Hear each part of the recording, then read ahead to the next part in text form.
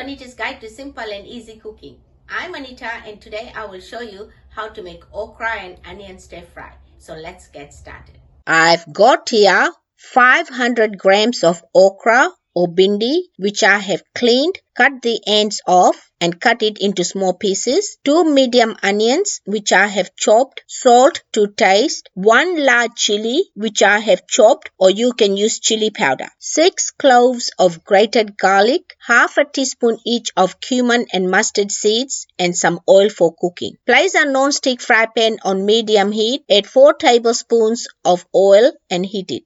Add cumin and mustard seeds, give it a mix and cook it for 20 seconds. Add 1 teaspoon of salt in the oil and give it a mix to stop the oil from splattering. Add okra, give it a mix, put the lid on and cook it for 5 minutes. After 5 minutes, add onions, garlic and chili. Mix it well and cook it for 15 minutes, stirring it frequently. After 15 minutes, give it a mix and taste your salt. It just needs a little bit more salt, so I'm going to add half a teaspoon of salt, but you can add it according to your taste. Give it a mix and cook it for 2 minutes. Turn the heat off, move all the okra to one side to drain any excess oil by tilting the fry pan slightly and leave it for 5 minutes. After 5 minutes, let me dish it out and show you. My easy okra and onion stir fry is ready and you can serve it with roti, rice or puris. Enjoy.